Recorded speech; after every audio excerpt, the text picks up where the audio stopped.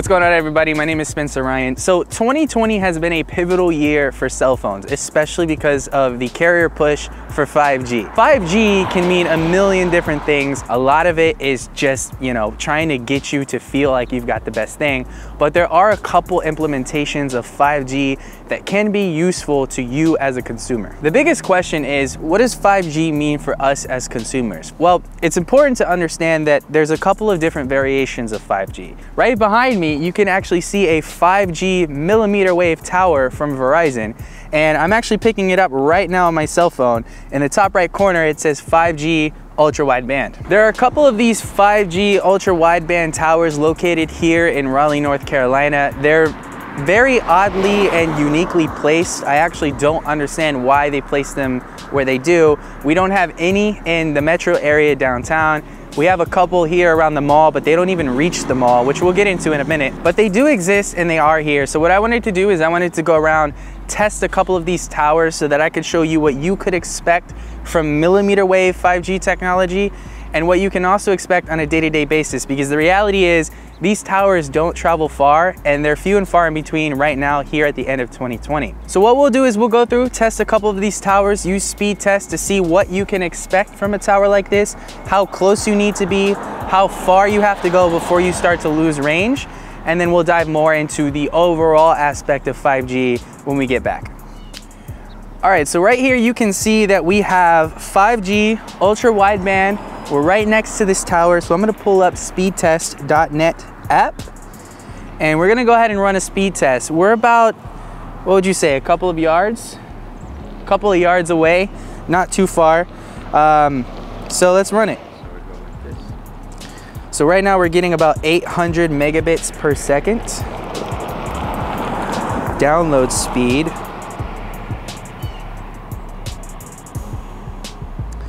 And seems to be capping at about 140 megabits per second upload speed. Not too bad. This is kind of comparable with home fiber networks. So let's walk a little ways away and see how that affects the signal and the speeds that we get.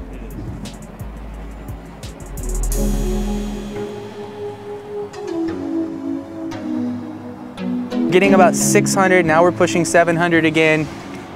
Ironically, now we're at 800 again. So we don't seem to be suffering too much in between these towers.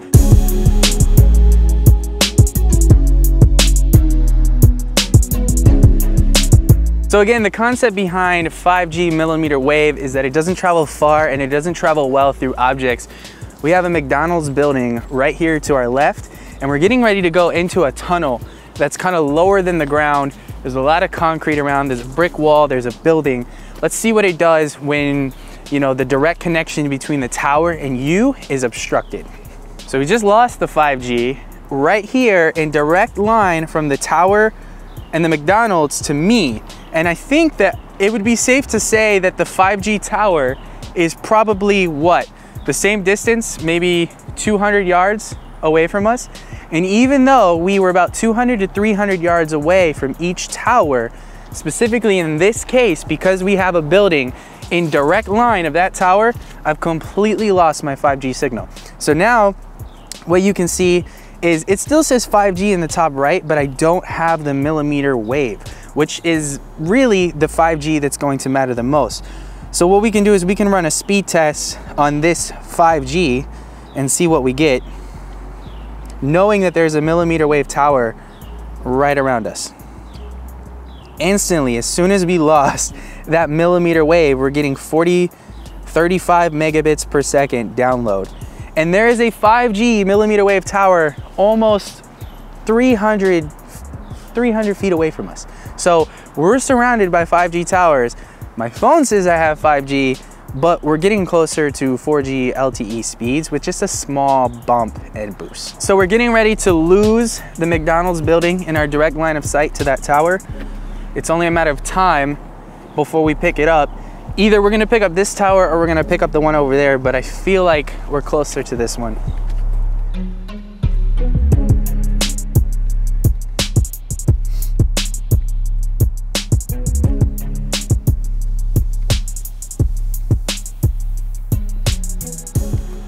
All right, I can see the tower now directly from here. And we just picked up ultra wideband. We'll go ahead and run a speed test.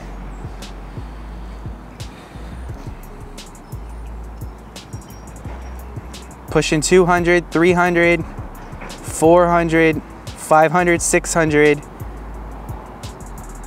700, 800, 865 megabits per second down, and looks to be around 50 up.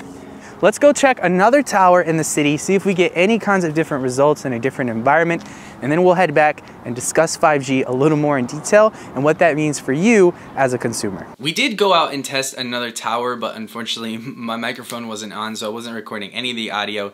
The experience was actually pretty similar though. The tower looked a little different this time. You see these towers all over the place. You probably recognize them in your area. They've been putting them up in a couple of different places. But as soon as you break that 300 feet mark, you're gonna start to lose your signal and you're gonna go right back into the mid-band or low-band or even LTE. All right, what does all of this 5G stuff really mean? When you're discussing 5G, it's really important to understand the concepts of 5G and what types of 5G out there exist. So there's 3 types of 5G. You got low band, which is essentially like a blanket 5G coverage. It is the lowest speed capable band of the entire 5G network. And then you've got the mid-band. Mid-band is about 5 times faster than what you would experience on 4G LTE. Sprint is pretty much the only one to capitalize heavily on mid-band. And then you've got the high band or millimeter wave, which is actually what you were seeing me test. That is the super short distance, can't go a long way, but delivers insane speeds at low latency. And then to make it extremely complicated, all of the carriers are approaching 5G completely differently. So for AT&T, they have something called 5GE, which is actually not 5G at all.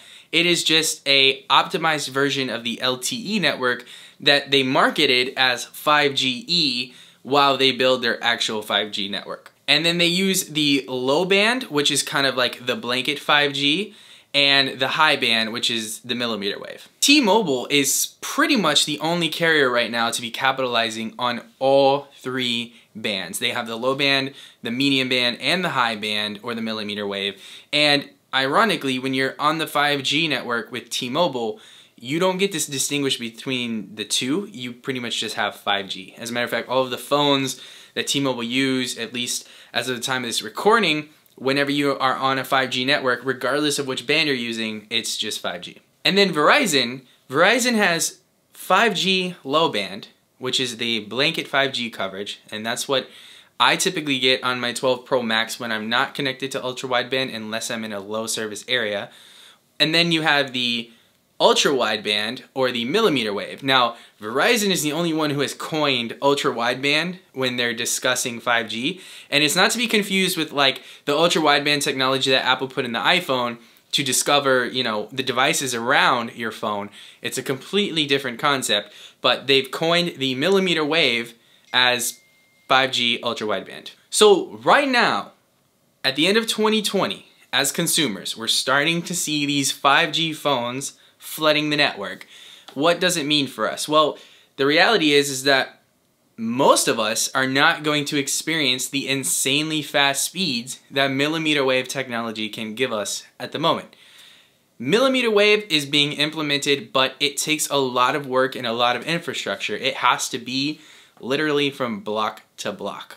As consumers, we're going to see more benefit in the short term from the low band and mid-band technologies of 5G, specifically T-Mobile and Sprint, because T-Mobile and Sprint are destined to merge. So T-Mobile has already been working on the low band and high band, and then they're going to go take the mid-band from Sprint when they merge, so they're going to have the trifecta of 5G technology. Still though, this is going to take some time, and the reality is even with the mid-band being, 5 times faster than LTE, it's not a terrible difference. I mean, for me, I think LTE is pretty good speeds.